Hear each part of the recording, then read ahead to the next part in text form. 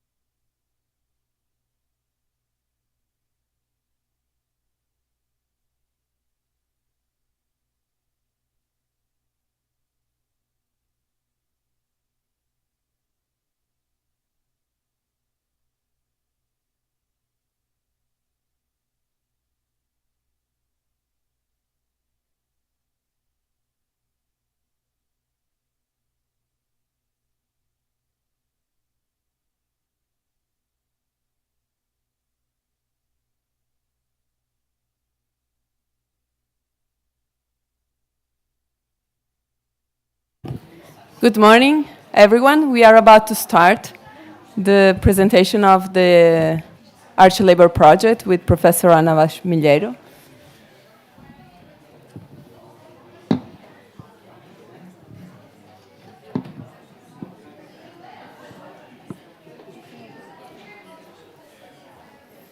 Okay.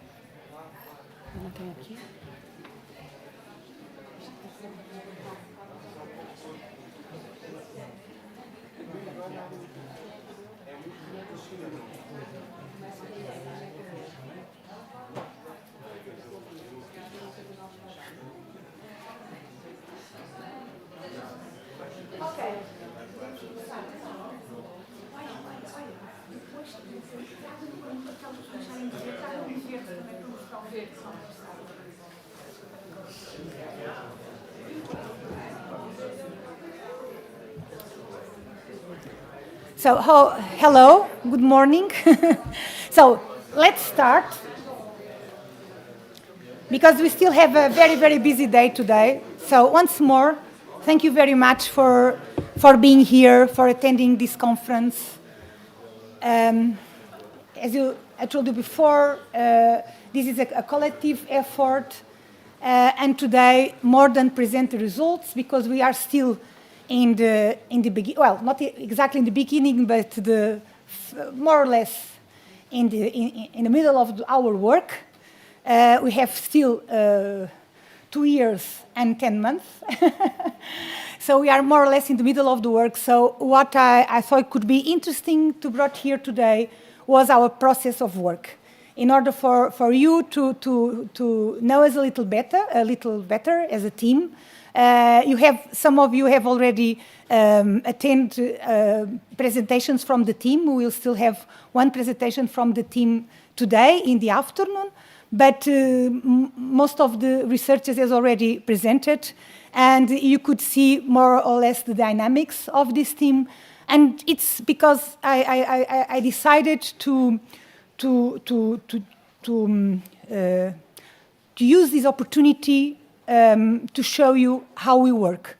For me, teamwork is very, very important, and I believe that we can do research working together, sharing sometimes the same files, the same documents, the same information, and even so, continue with our own identity and approaching the same topics as a different perspective. This has been very, very important for us all over these, well, more than 15 years that we have working together. Some of us, the other are more recent in the team. But anyway, what I think it's important is that I strongly believe that we can do history of architecture sharing files. When I started as a young researcher, that would be almost impossible.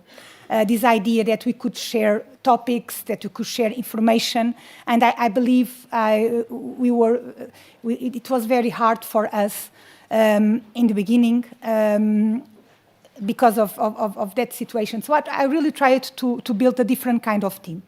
So this is the name of our research project, and that's why we are here today.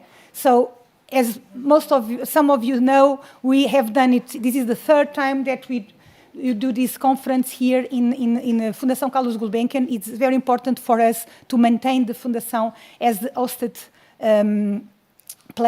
site for us, because I think this is a very, very beautiful site, and I believe it also influences and inspires us when we are working. So it's very good, and it's an honor to be here. So it's our third time in the way, but of course it's the first time that we are founded by international funds, and that's why we were able to build a little more sophisticated conference. But in the same, in the end, it's the same quality as the others. So the name of our research project is ArchLabour. And the idea here was to build history of architecture through the manpower, through people who are engaged in the building sites. And usually, we don't talk too much about the contribution that these men and women and children do to the accomplish of these infrastructures, especially these colonial infrastructures, road construction, buildings, private buildings, but public buildings either. So all this nostalgia about Africa, colonial Africa, especially for people from my generation who were still, were already alive when the colonization process started. All this nostalgia, of course, has been deconstructed from the more recent decades, but is still very present in our society, in our Portuguese society. But even us who try to, to look in a different lens and try to understand a little more the complexity of the colonial history, even us, we needed, we always look for these works, infrastructures, and this land as something that was conceived by senior staff, by the experts, by the architects, the engineers, the governors, the authorities, the agencies that were on the site, and we don't look too much, or we're starting to look now at the other, these unseen people, the people who were a little more invisible.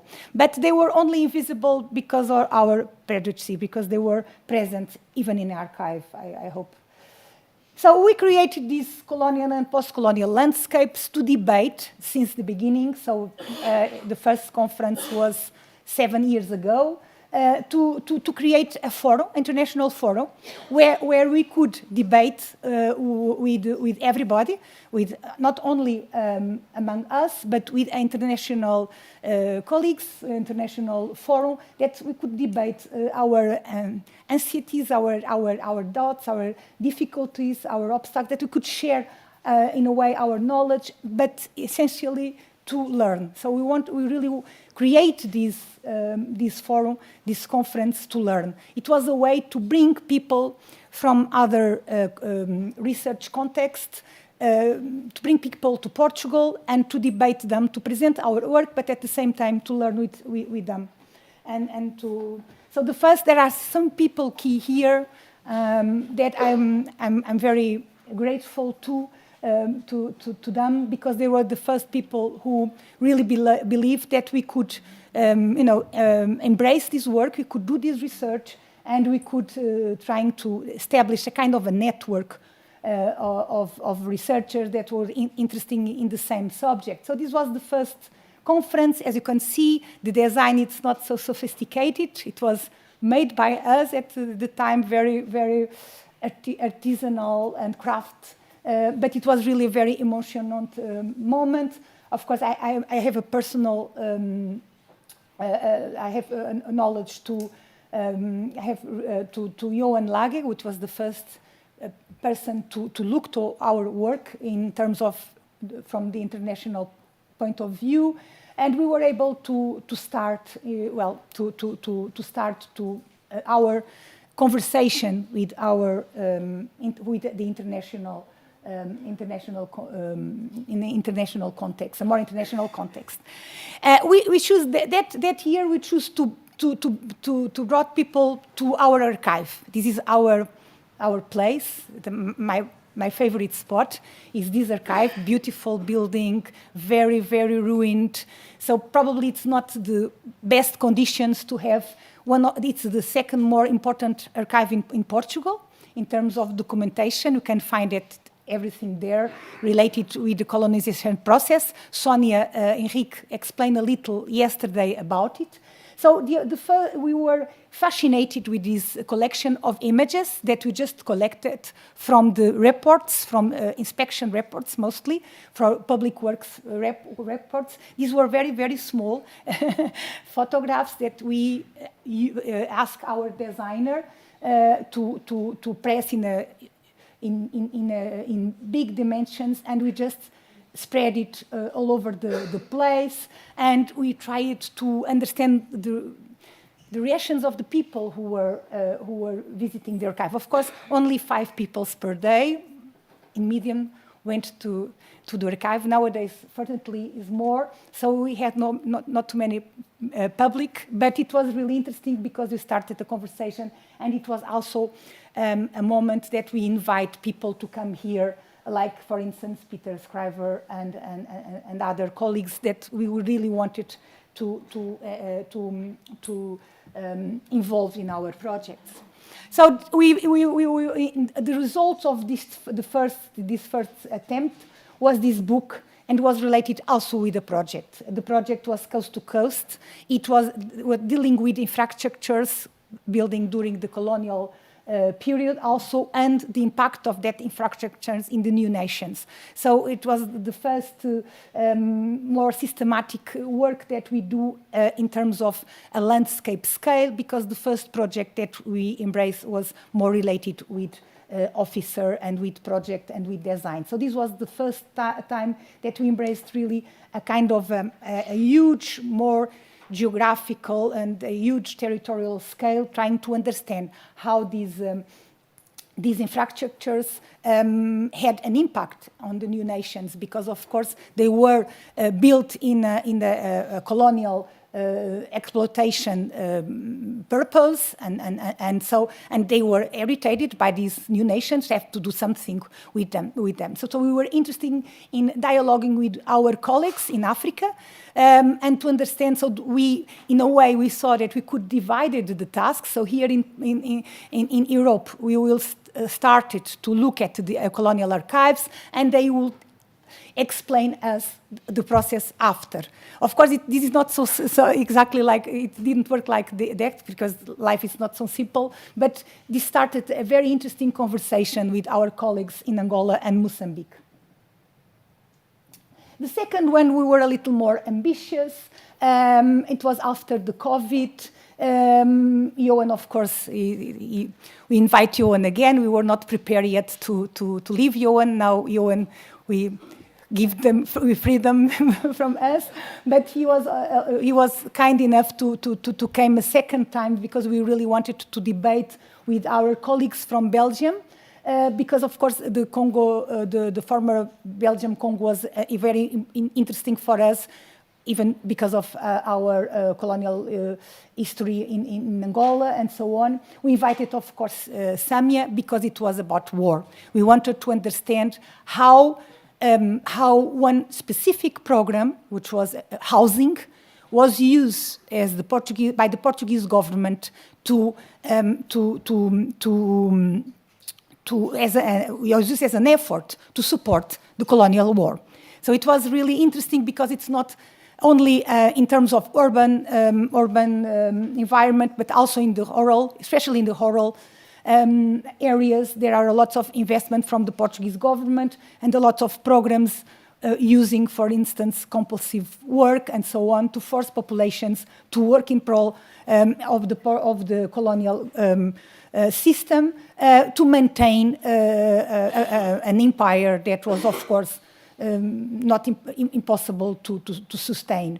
And this was also because we wanted to work on the war period, because we understood at the time that differentiates us a little from other colonial contexts, other imperial contexts, because they started to decolonize much earlier than us. So it was a kind of the idea was also to debate among us if the Portuguese colonialism could be approached in a different way from other colonialisms. Because in all international forums, everybody will criticize us, and some members of the team know that it's true, because we were not international enough, so we didn't compare enough with other colonial contexts. And so we wanted really to embrace that debate, and so we use this period for the people who don't know history of Portuguese colonialism. The last more or less 14 years were war years. So it was war in Angola, war in Mozambique, and war in Guinea-Bissau. So it was a moment of very difficult, and probably it also accelerated the colonization process.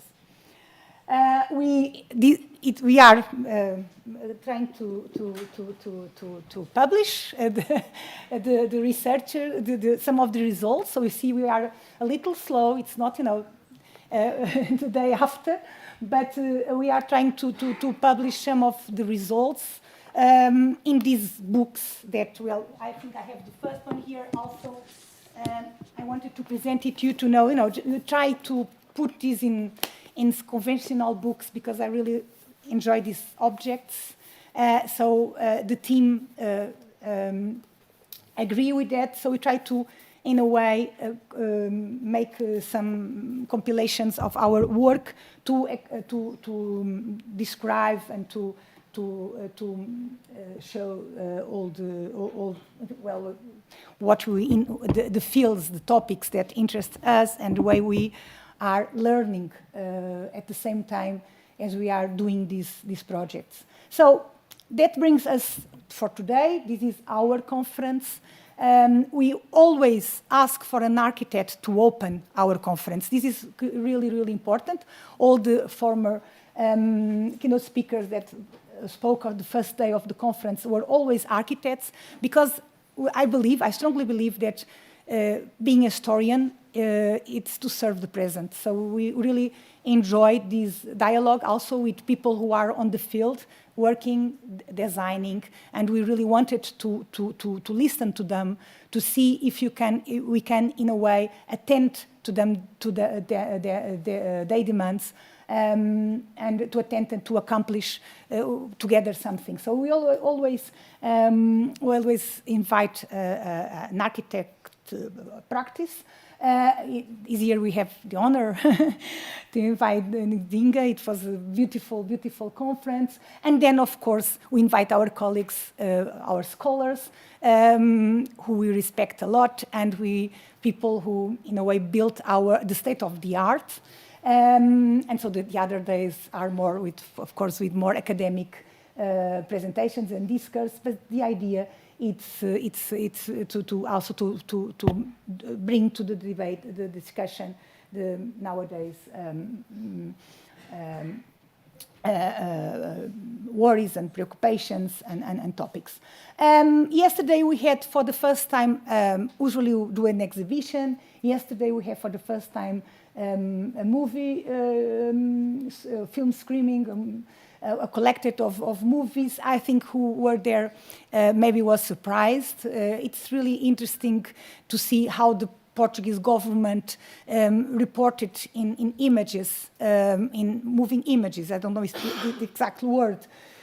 Reported this colonial effort and how they communicated that colonial effort, but also to see some domestic movies that show how the settlers, mainly how the settlers, saw themselves in these landscapes. And the movies were created by Alexandra, and the idea was to see building process, teams, building sites, so in a different perspective, in propaganda perspectives, in development enterprises, in a small road construction, for instance, explaining all the systems, all the constructive systems involved, showing that the Portuguese had the technology to occupy all these territories in terms of roads, roads network and so on, nets and so on. We also like to use this opportunity to retribute to people who we really admire. As yesterday we did a little homage to Professor Reis Pinto, people who we really admired and people who, in a way, build us also and contributed to all this process. As I told you yesterday, thanks to Professor Reis Pinto, it was possible for us to have access to a private fund, the architect Fernando Batalha, who worked since the 30s almost until his death in Angola. And so sometimes the researchers depend on this generosity, private generosity, and I think we should also remember that. During the process, we tried also to produce some films. We only have, after this session and after the book launch, people who would like to attend these two films who are invited to do it can come here to this room, I'll stay here, and watch these movies. One is about arquiteto José Maneiras, an architect, a Macanense architect who worked in Macau. He passed away very, very recently. We were very fortunately to meet him and to follow his work. And the other is one case study also in Macau that we tried we asked the director to put in film in order to promote a little more our work, but also this kind of case study. So this is different ways. We are always trying to look for different ways to divulgate our work, because it's in a way also encourages us to follow different kinds of documentation in different kinds of sources. Now we are today, and this is official now, we have two more large books. It's our working paper series. The authors, people who send their articles, are going to receive one issue. So this is something that we are starting now, working papers. The idea is also to collect articles that have not really yet or researches, exploratory projects and so on, that are still starting, people who don't want to publish in a very high reviewed papers, but they want to share their work. We will now continue this series. We're inviting editors and launching some calls about labor the next 3 years. We have already some people in mind. For sure, there will be a call for contemporary building sites that probably will be edited by Nuno. I don't know if Nuno is here. Yeah, Nuno. And we have also in the region of India, related with Indian building sites, we are invited another Nuno. So we have two Nunos now as editors already invited to do the next editions. So a call will be launched, so please be attentive to this. Okay, so I believe we have, okay, so related to so this is our project, this is the founding, this is the period, the amount. It's very, very, for us, it's a huge responsibility. The team. The first day I introduced the team because I really think it's important for you to recognize all the team. As I said, it is a collective effort. So all the people who are here in this screen were involved in the same, in different levels, of course, and contributed for the work. So sometimes we are listening to one article or one presentation, and behind that presentation there are a teamwork. And so we rely on our archivists, we rely on our colleagues to for instance, review the article, sometimes we also debate the ideas of the article together. So it's really, really a teamwork. It's really, really interesting. When we submit the project to the European Commission, we were very candid in a way, formulating our problem. So we wanted to know who these workers were, of course. We knew already who were the agents, the architects, the engineers, more or less, or at least the former projects gave us an idea of the importance and the role of that people in the colonial works and building this colonial landscape. But we never attend on the builders themselves, on the workers. And I was with Francesca. I can share this little story. I was with Francesca in Guinea-Bissau, and we were just interviewed. We in a village interviewed an inhabitant there, and we were in the car. And I said, I know what will be our next project. We are going to focus on the builders. And Francesca said, okay, let's do it. and then I involved all the team working, especially Beatriz and Filipa in the way, but everybody contributed because of it, as I said, it was a collective effort. So we really wanted to understand, and then with their inputs, and they are always in a way provoking me and just challenging me, the team. We're trying to realize how could we embrace, this has been a little different, how could we, not embrace, approach the worker in the building site? How could we identify this massive labor? How could we classify it? Who was these people in the end of the day? How was their daily life? How they were, recruited to specific, were compulsive work, forced work. How could they resist in a way, and what knowledge did they bring to the building site? Because of course we know their contribution was crucial for the process of imagining this and the process of building and accomplish all these buildings and everything. And we have to say that since we were just finishing the war project, we know that during the war lots of new constructions, new infrastructures started and were finished sometimes in a very, very short period of time with a kind of efficiency. Sorry, you understand that we could not that you could not even find in Portugal.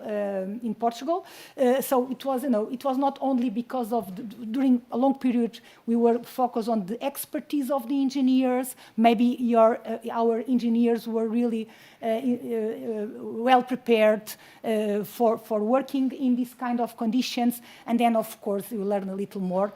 And we understood that it was not only this expertise that was able to build it, was also the expertise of the people who are not usually named. But it's not true, because who attended to Filipa's presentation today saw that or realized that these names starting to be collected by the Portuguese authorities, because even the Portuguese authorities, colonial authorities at the time, realized that they needed this invisible first labor. So we thought they were completely invisible, but they aren't. And now this is the good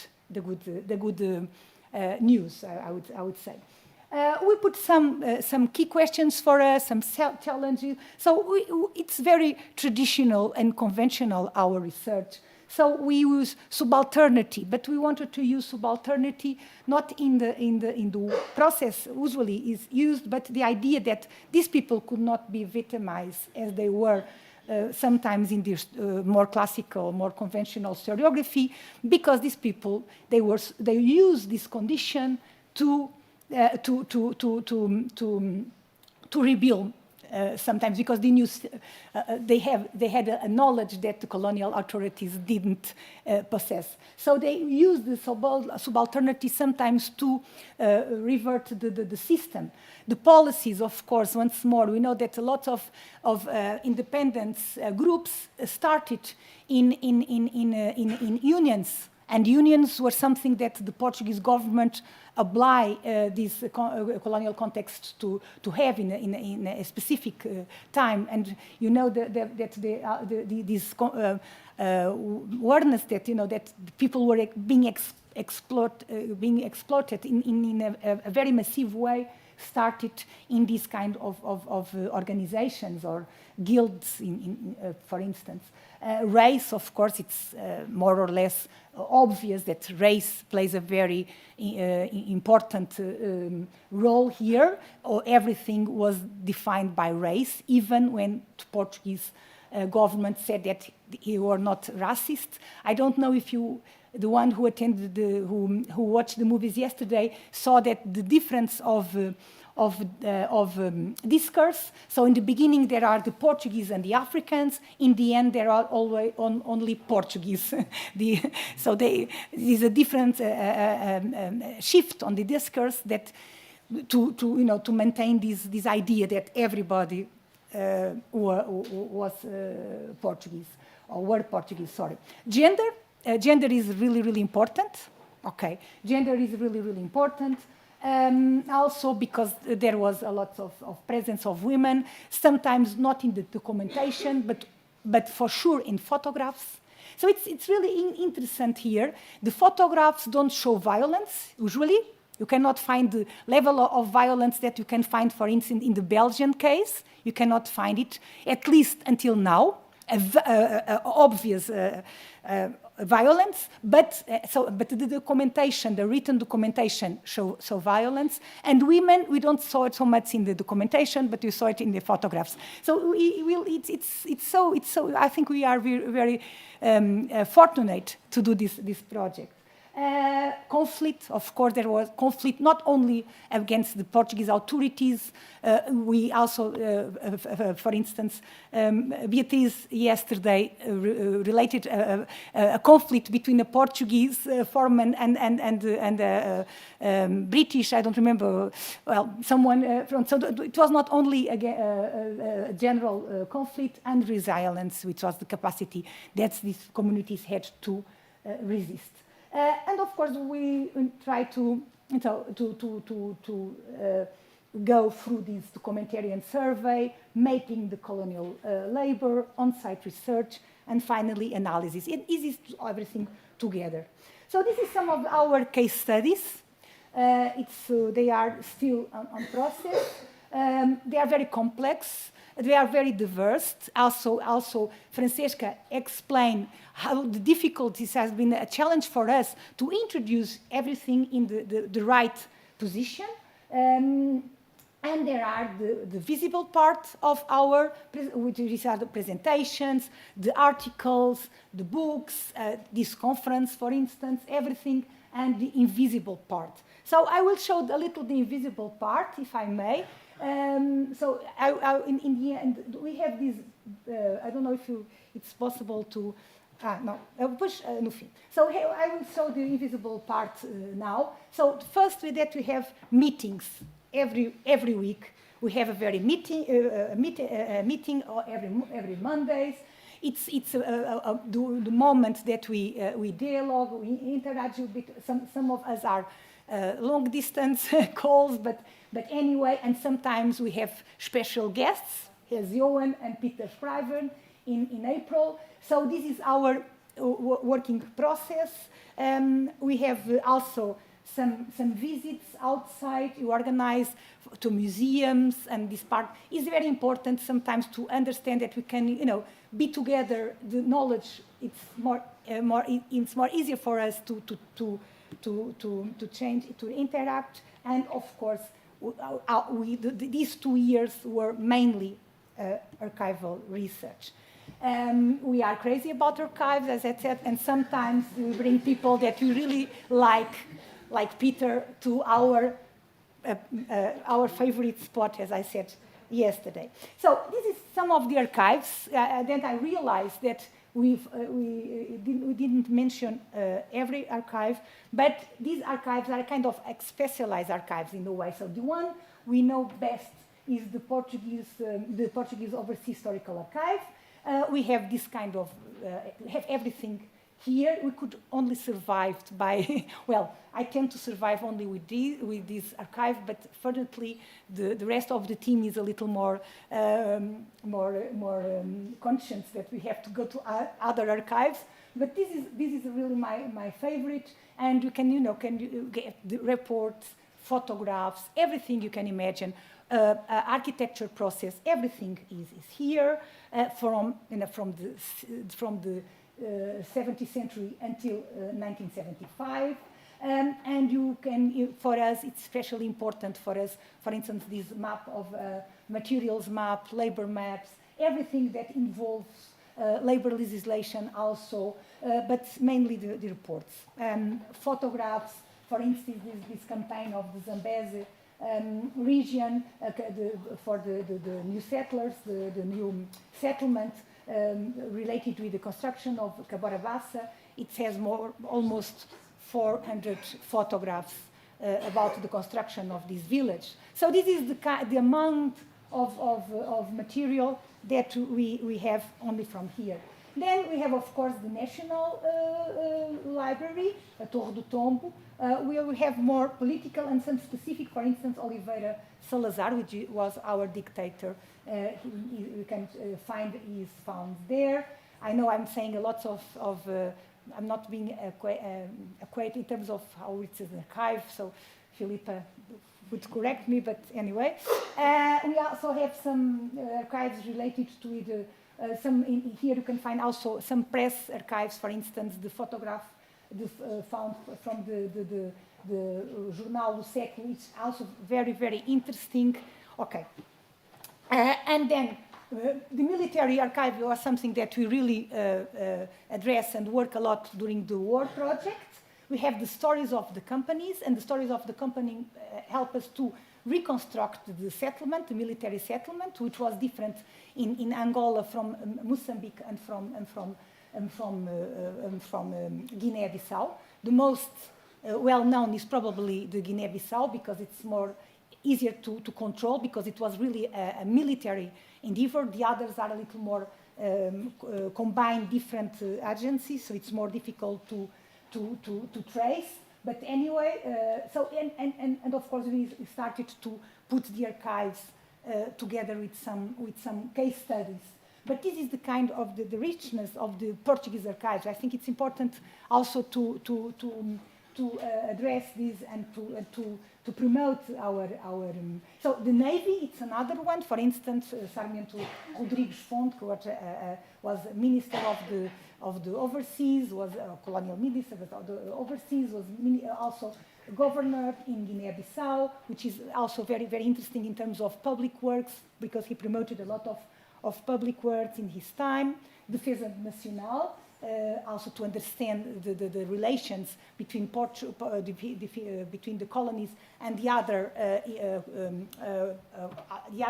colonial powers, some conflict in the frontiers, how it was decided, migration of for instance, of workers, and so on. The diplomatic, more level, when the end of the colonial period especially, but also, for instance, all related with conflicts in terms of international labor. You can find it here.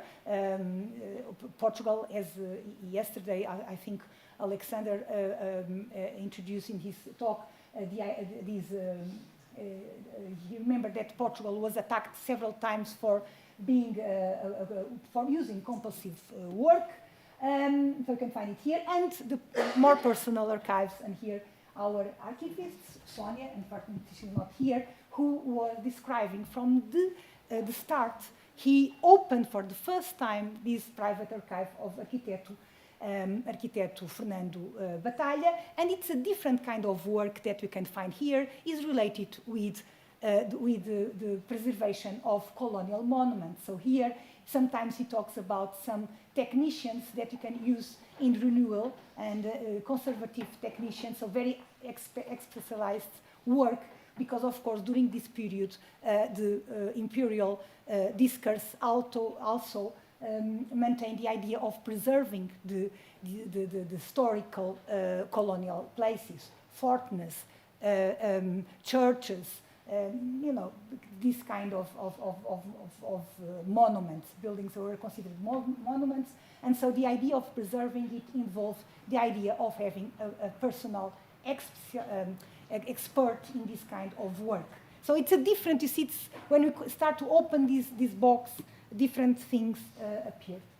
Calouste Gulbenkian is also one of the archives that we use, especially for Guinea-Bissau and Mozambique, because they were involved during the colonial war. They are involved in founding lots of settlements and infrastructures, and after the independence, they have a different policy and started to found the workers. So started to found. So this is a very beautiful. It's interesting information that can say, that they were founding people who would be part of the construction of the new nation, the new. So, in a way, changing the strategy. We go also to abroad. In Cabo Verde, this is the one we have worked more recently. So here you can find. It's also, I think someone has already explained, so you can find here more documentation, more deals with the daily life operations. And it was really important, for instance, to find these funds who revealed information about labours, and to find, for instance, we could also see the photograph of the master, the foreman, and the bricklayer, and so on. Have also elements of photography. And here you see how happy you are when we are on the archives. I choose these two images. We have also some, Patricia, a former researcher of us, also studied the Mozambique. So training, we also have training. We train ourselves as a team to be self-independent in order to produce. Today I saw marvelous drawings in the session I was organized by Robbie and Simon. Beautiful drawings. So we want to do like we are trying to follow your path. So we have these training sessions, but we are trying to find a way to communicate work through drawing. So this is some experimental tools that we are trying. For instance, here this is a section, the Cabora Bassadam, showing different parts of the work. We are trying to, here it's a plan, the same thing, but using a plan. So showing also the different moments. We are still using that, making different compositions. For instance, this is a building site that nowadays is a kind of a village, not exactly a village, but anyway, it was a building site. So we're trying to do this.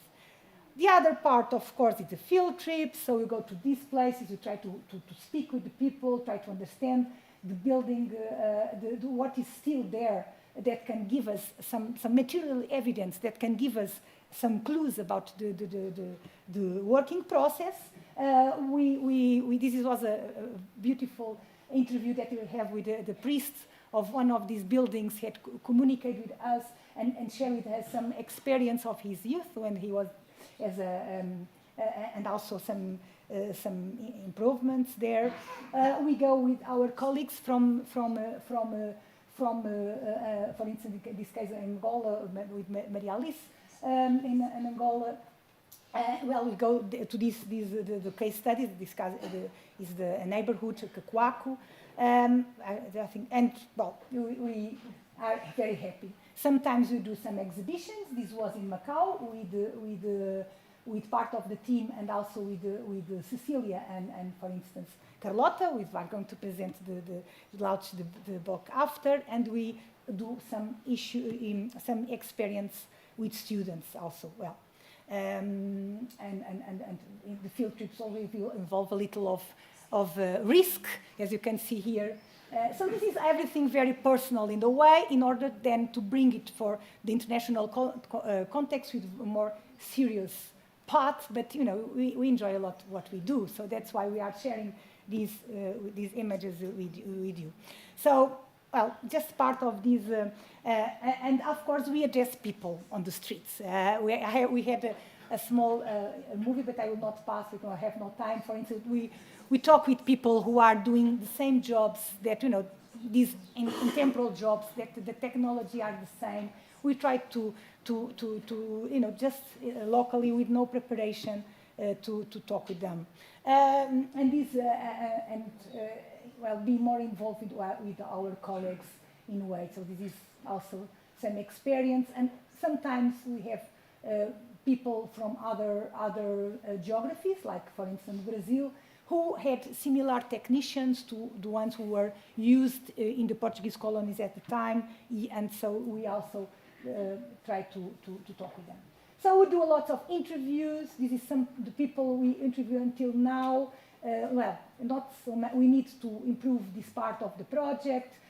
And each interviewer has a different aim, a different perspective. For instance, we try to learn with Nina about the categories, about what was work, how she defined.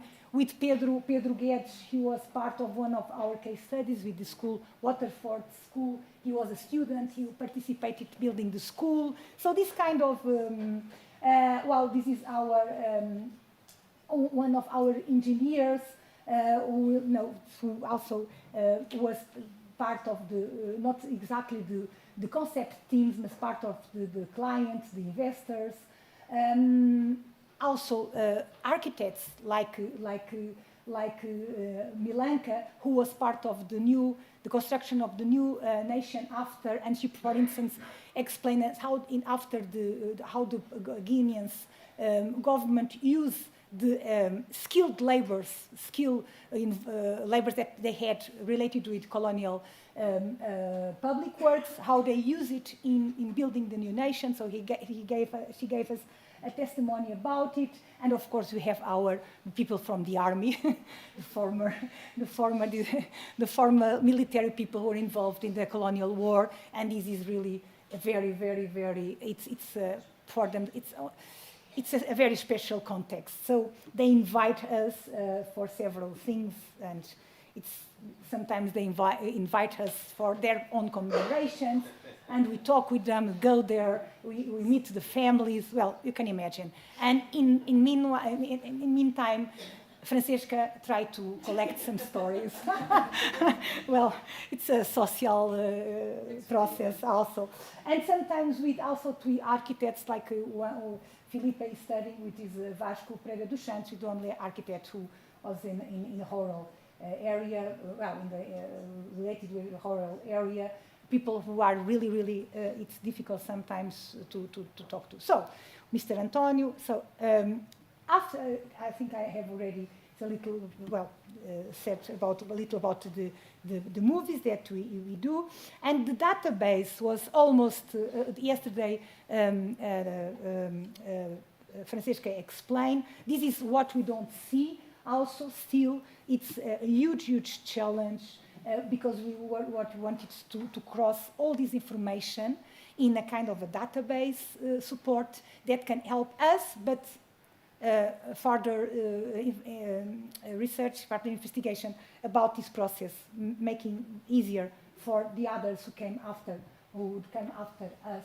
So these questions that yesterday was addressed by Francesca it's now what we are in process of trying to address and to understand and to make this relation for the ones who were not here yesterday. Ok, so I just wanted, if possible, to show podemos só mostrar aqui bocadinho do nosso coisa antes de acabar. I know we are a little tired, and then we will have the book launch would be more.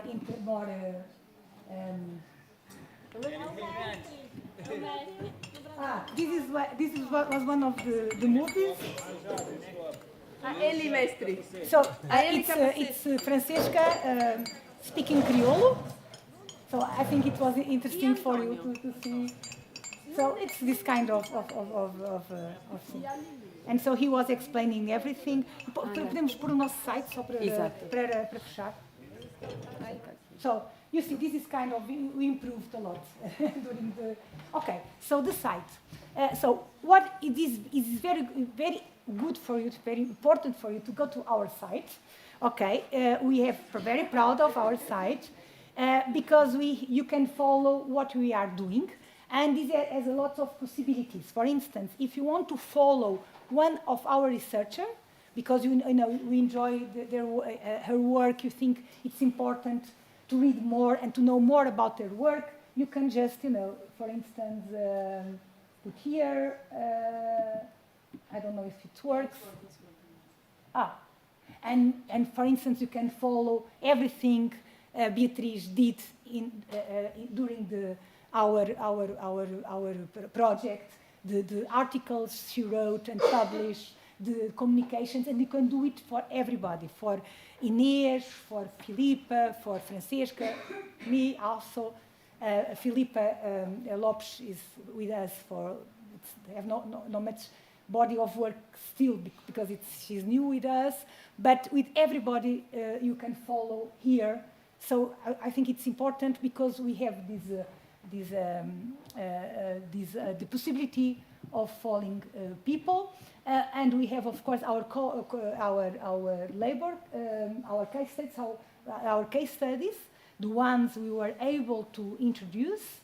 I can, for instance, open this one, so we can find, this is very, very generic information, and then when we finish seeing the information, you can see some outputs related with this. For instance, a conference or a paper or whatever. Then, what can I show more? We have the news, the theme, of course, the theme is the same, and some archival highlights that, well, that also we want to do a collection. This was invented by Sonia.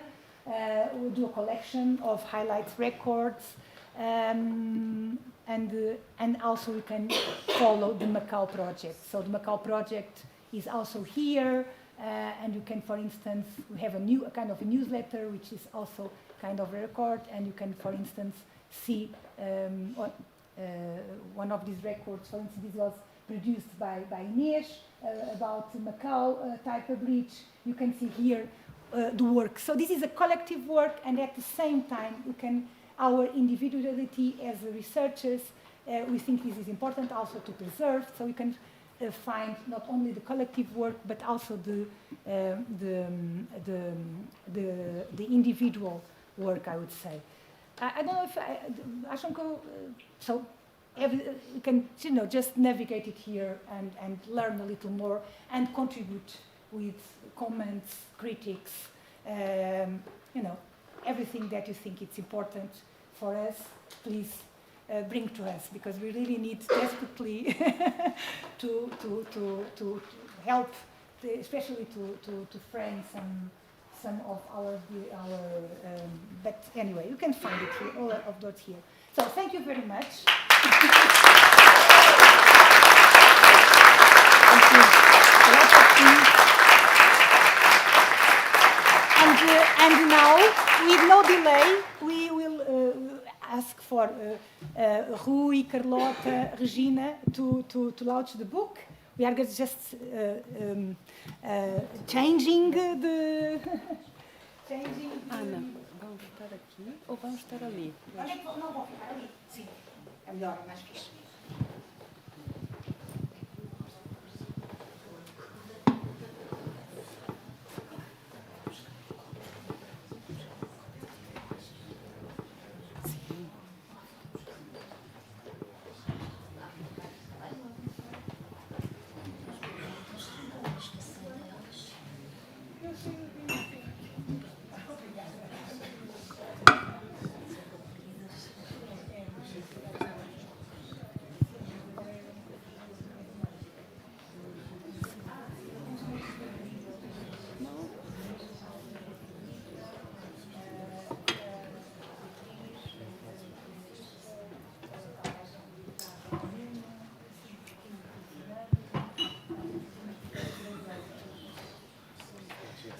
Sim.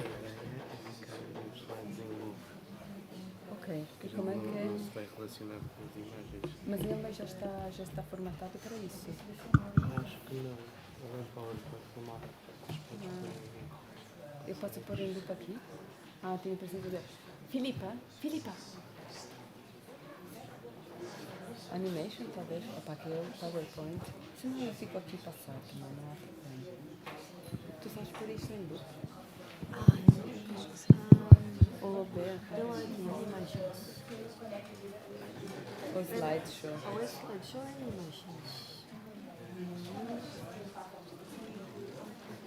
Não faz mal, começamos. Eu fico aqui discreta, acho que é melhor. Não, animation é a animação de... Pode ser... Sim. Devia ser aqui. Record slideshow.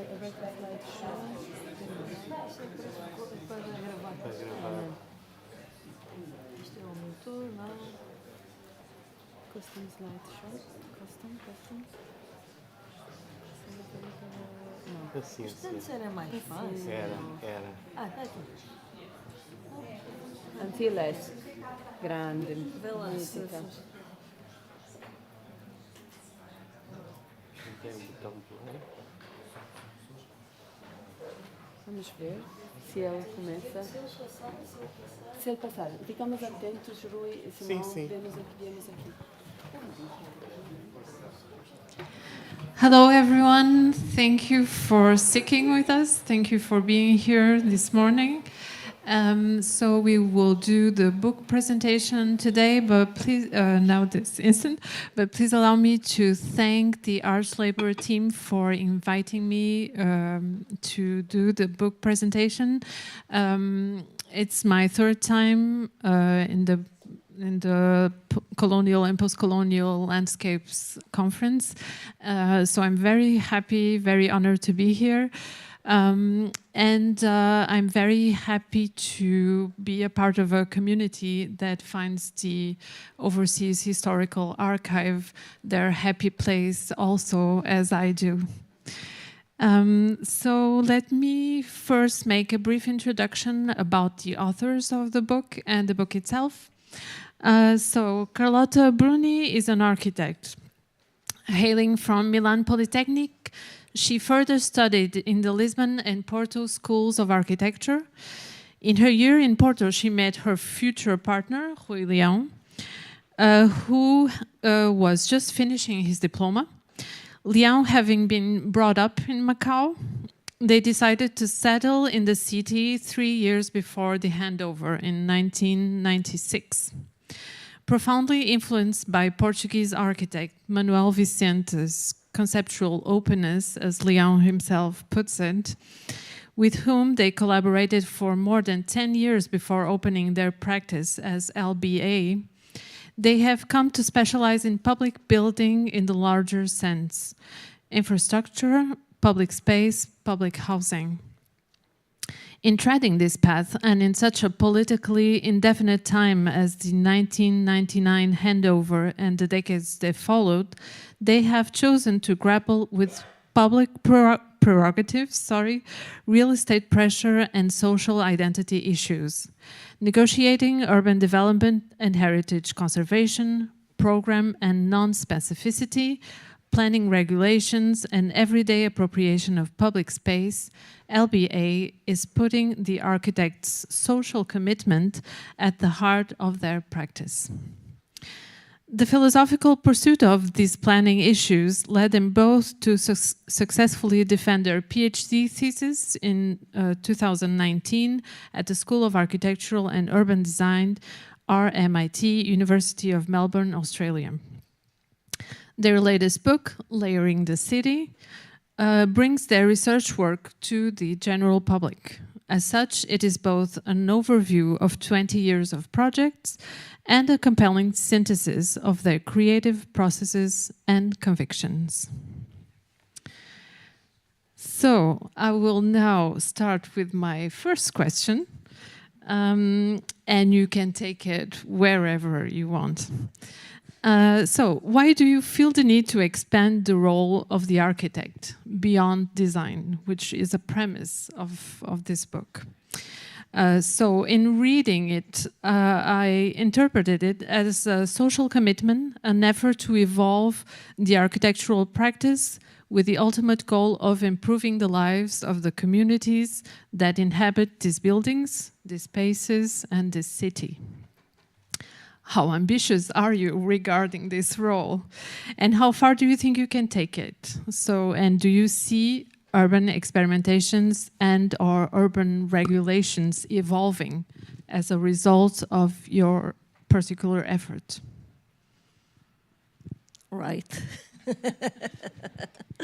So maybe I think we need to frame our practice a little bit. I think after the handover in 1999, Macau has passed a period where there was a certain lack of intelligence in commissioning architecture.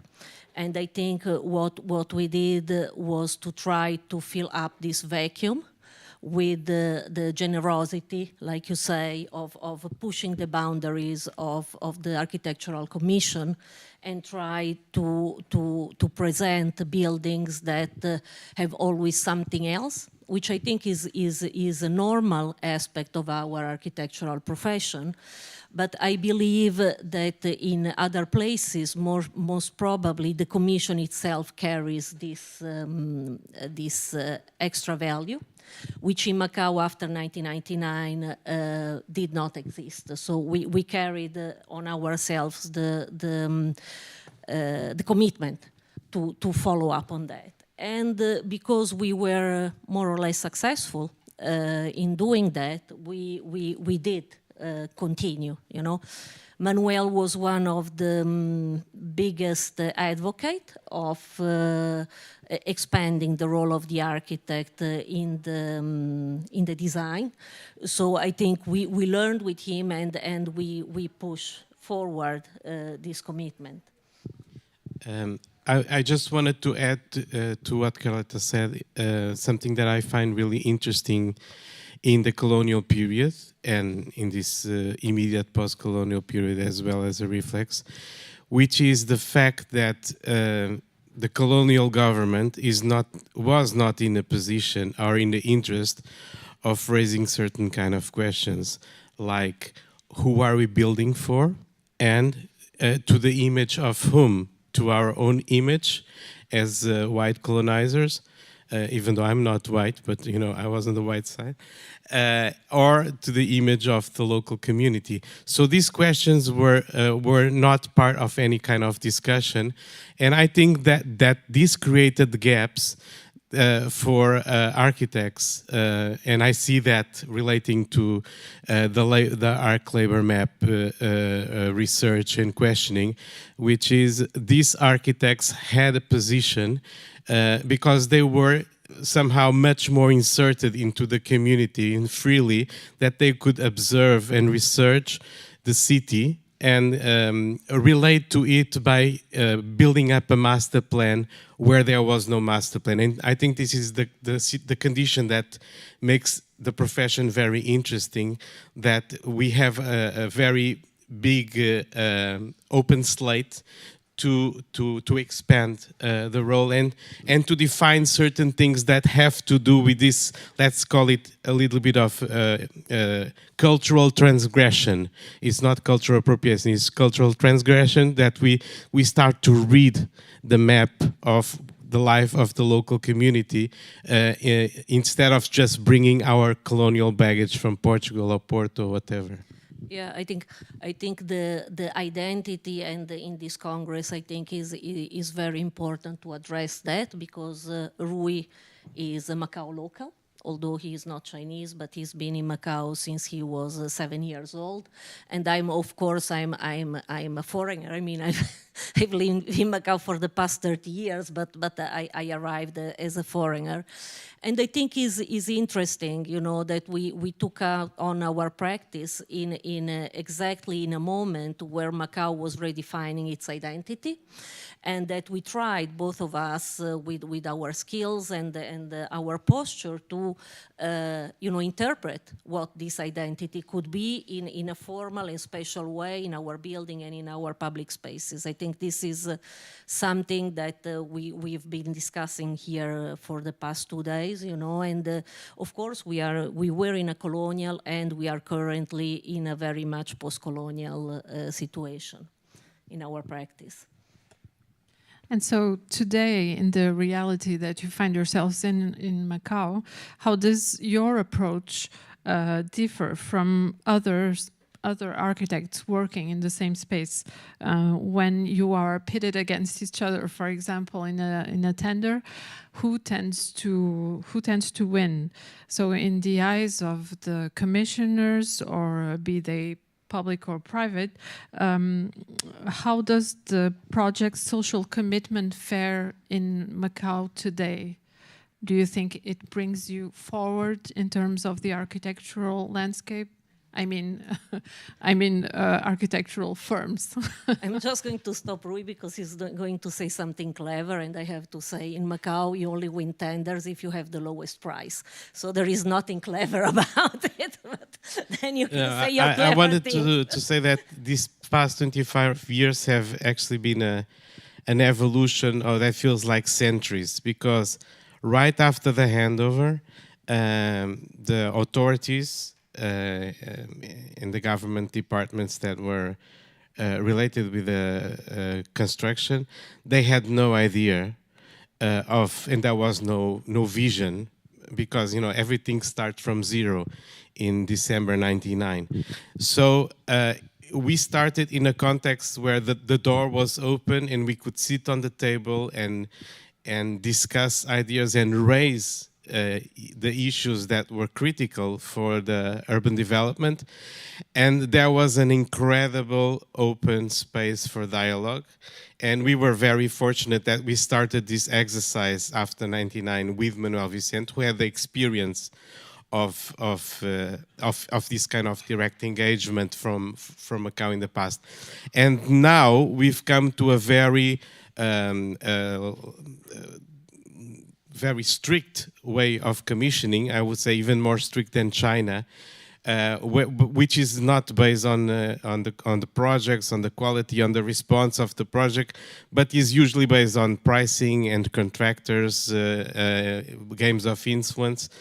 So it's what is I think still positive about this is that the quality of the work is really there when you manage to build it. But we have to suffer a lot while the projects are in construction. And then when they are built, we are safe because they are so relevantly different from the other kind of local proposals and by local Macau Chinese designers, that it somehow responds to the anxieties of government-community relation, because people are very happy that they have something, that are given something in terms of public space, in terms of something that is for them to use.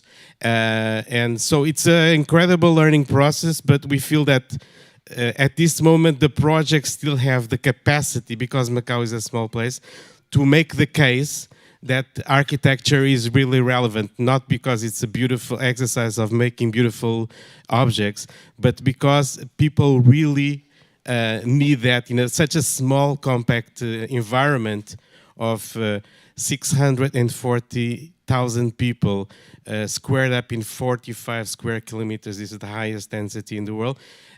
People really need architecture and space to have some sort of happiness. Yeah, well, I agree, of course, but I have maybe a different way of replying to your question.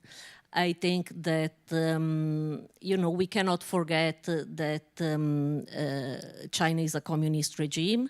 We cannot forget that the basic Chinese mentality is that nobody stands out. So if you are an architect, that's not really the best place to be, because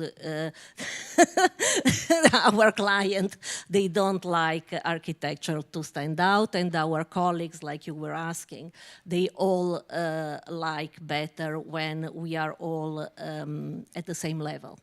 So tenders are, as I was saying, they are awarded by the lowest price. There is hardly any competition of ideas, you know, or you don't win tenders because you have the best project. So, so that's the reality, and it's a fact that I agree with Rui. We invest a lot in our design. We want to make the communities that goes and live in our building happier, and to have a building that responds better to their necessities, but it is a fact that is not something that you get awarded for doing. So that's the reality of our practice nowadays. Sure, so it makes it even more interesting to see that in the end you do have some very significant projects awarded to you, and you get to make good architecture in that context. I think we in the end of the book there is a beautiful interview with Ana Vaz Milheiro, and I think by the end of the interview there were two words that we came up with. One was defiance and the other one was resistance, because I think the way that we practice in Macau nowadays has to do with these two words. One is the resistance of the architects toward its profession and its mission, which is, I think, both of us are very committed to, and the other one is the defiance of the system, and to try to push our discourse further. Yeah.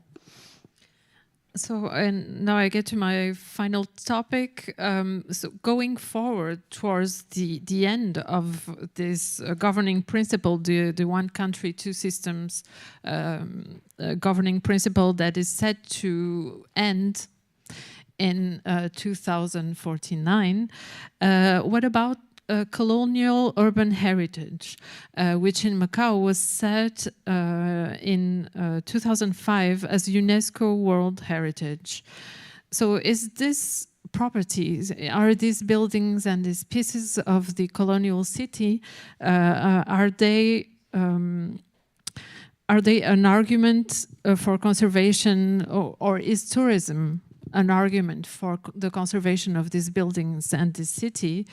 Or is tourism an unstoppable destructive force in terms of generating untenable building pressure and indomitable urban densification? So, I mean, this is the Macau paradox. Are we preserving this heritage for tourism? Who are we preserving it for? And how to do it if we know that tourism also brings with it intense real estate pressure and building pressure also, and how do you deal with that? Yeah, I think all of that is happening at the same time, but in a very contradictory way, in the sense that I think no one is making those questions.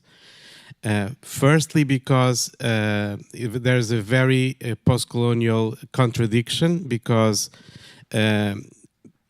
local community, they were silent for 400 years, and they did not engage in public opinion making. And this was something that the families cultivated. They taught their children to be silent and not to speak up, because they were living in a colonial space. And so after 1999, everyone started to speak. And so this exercise is a little bit out of control. And so all this relation, this understanding of heritage has to come from the community. You cannot have a heritage site protection without having the majority of the people aligned and with an understanding of what are we doing, why are we preserving, because it's a big effort to preserve. And it requires the understanding of not only the architects and the decision makers, but the people in the street. And so there is no, this understanding does not exist, and people contest for a very ingenious ways because this is not Chinese heritage, this is Portuguese. So there is that going on one side. And there is all these Chinese scholars from Shanghai and from Beijing that come and look and say, even to our own governments, Macau's heritage is very significant for China, because China, during the 100 years that it was closed, the so-called 1,000 years of shame because of the British and French destruction with the Opium Wars, it was closed away from the world, but actually it had a door that permitted the dialogue with the rest of the world. That door was Macau. So the buildings, there are heritage buildings in Macau, are a testament that China was not an isolated pariah during 100 years. So we need that heritage, because if you don't have those buildings, we have no proof about our past. But in Macau, you won't hear anyone having this kind of wisdom. And it's become only about serving the tourism industry, and to a level of Disneyfication. So it's not about the heritage, it's not about the space, it's not about the past or the stories related to the buildings. It's just about this iconic frenzy of repeating pictures of the buildings and the places. Yeah, more to the point, recently, because of course Macau is a small city and the government is not highly qualified to take care of our heritage. Recently, they decided to award big pieces of heritage to the casino industry. So that's the sad news about preserving heritage in Macau. They divided the city in areas that each casino has to develop and keep. Updated for tourism purposes. So that's it. Anyway, I mean, Rui is a big activist. He has founded the Docomomo Macau to preserve the modern heritage, and both of us, we try with our project. We have done several interventions in heritage, and we try with our project to put, Macau heritage in the agenda, and we try to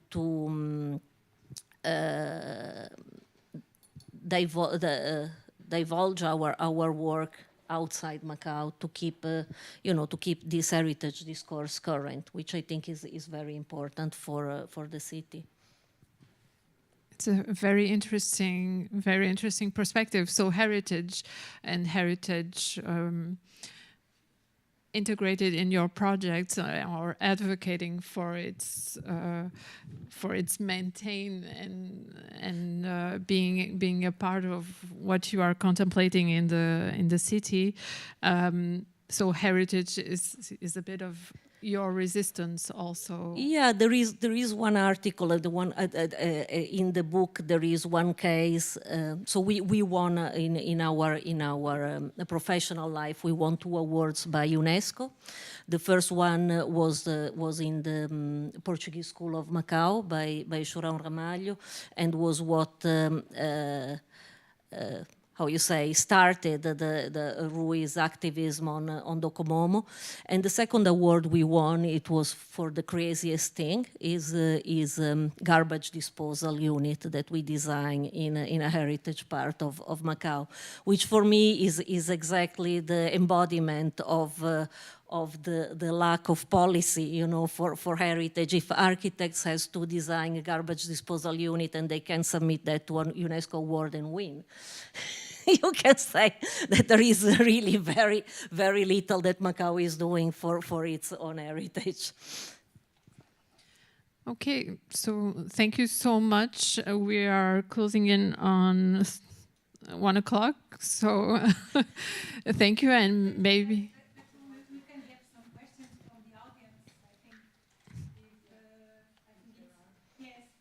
Great. We have beverages here now, I think. Right. Yes, that's the garbage disposal. So are there any questions? Okay, so I will do a question. I will make a question.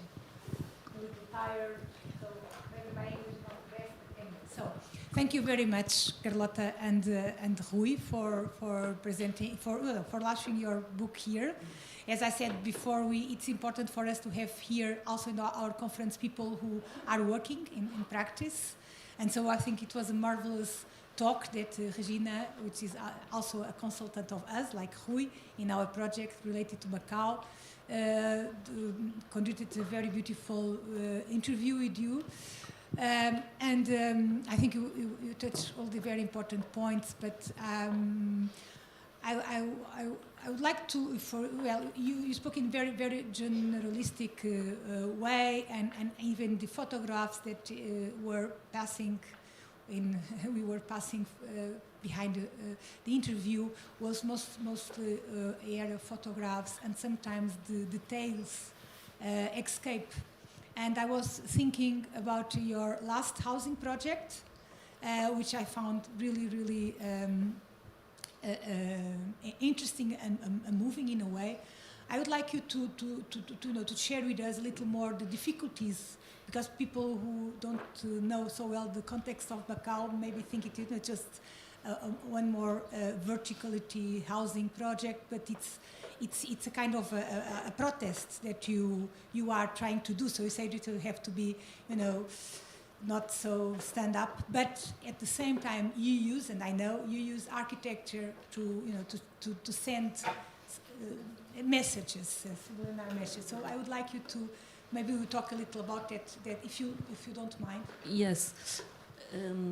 So when we started the social housing investigation with the building, we started with the Faichikai building, and we started by looking at the building and trying to frame the flats in a way that we could use some public space at every floor. So we opened up the corridors of the building and create, let's say, a big living room in every floor for the tenants of this building.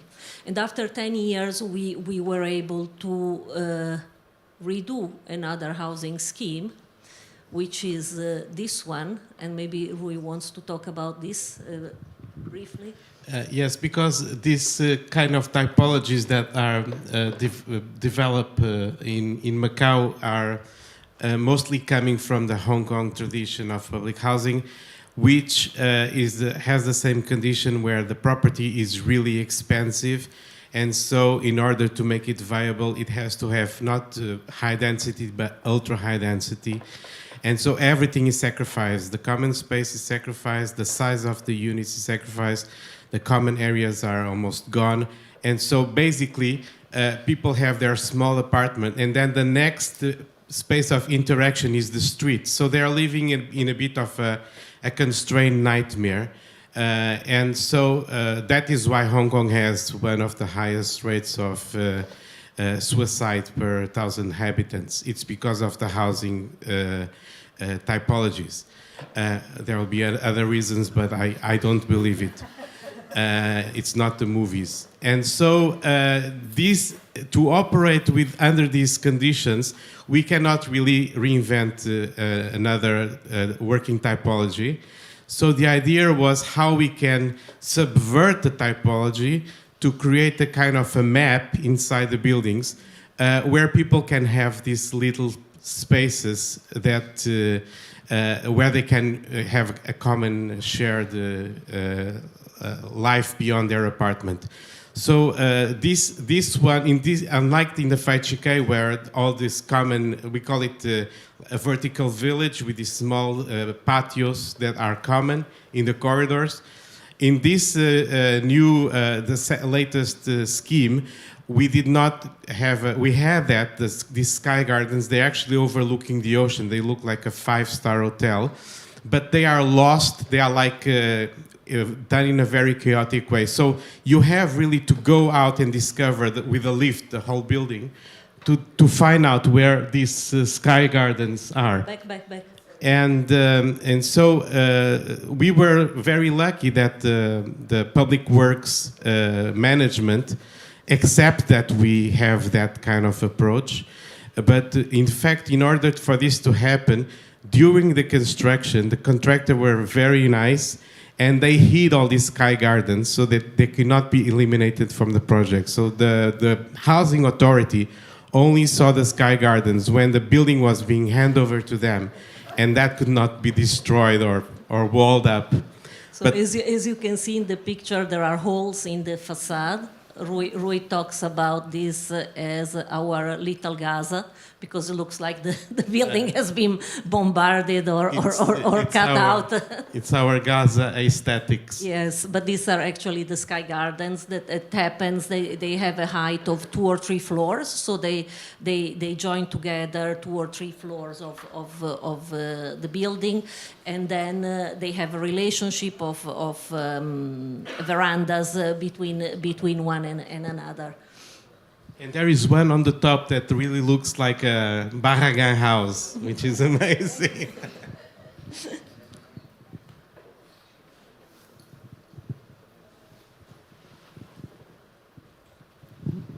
Thank you. Well, thanks for your presentation. I just wanted to ask a very naive question that has more to do with the interaction with the authorities in all these projects and in terms of activism. How would somebody who is not proficient and knows very little about Macau have to imagine that? Do you, for example, but in linguistic terms, you live in the city for so long, I suppose you speak fluent Mandarin and Cantonese, or is that important, for example? Or are you in a way seen as belonging to the city as architects, or do you have disadvantages when it comes to your Macau Chinese or wider Chinese colleagues? This kind of issues, I would find it thrilling to hear more about that. Thank you.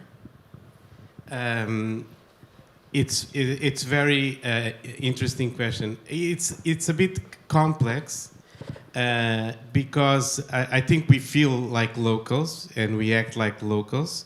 I speak Cantonese, not Mandarin. Carlotta would know the terms for when she goes to the site.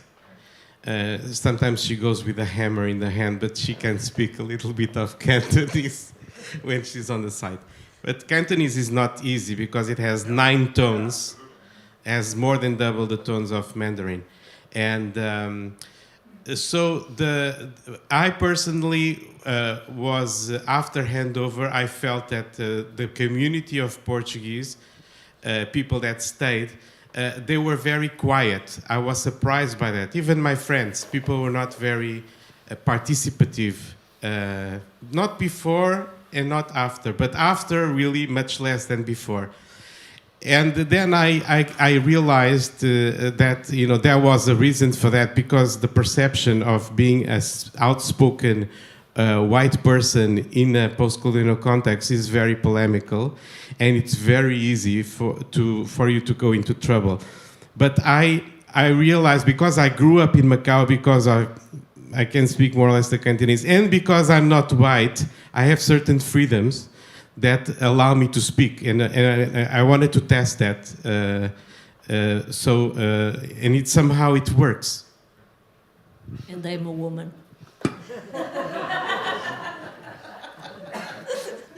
So nobody takes me seriously.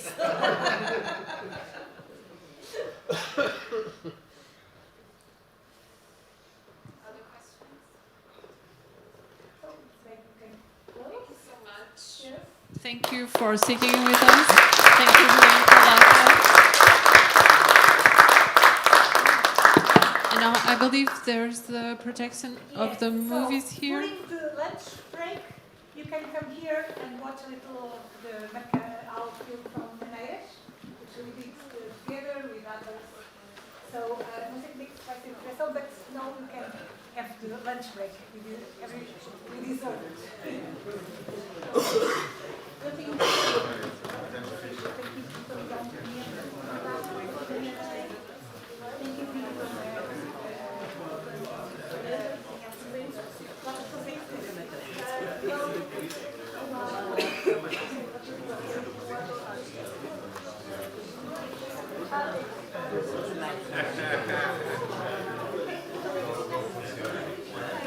Esses dias não se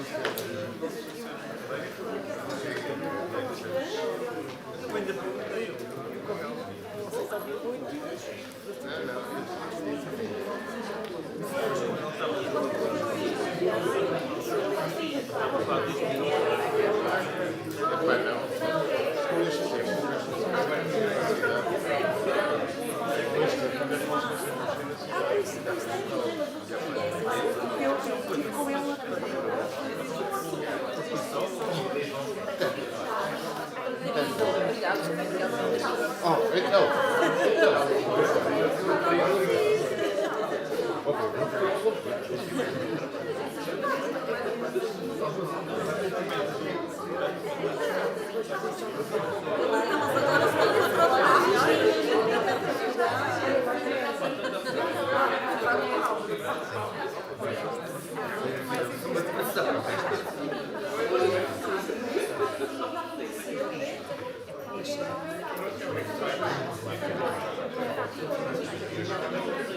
É melhor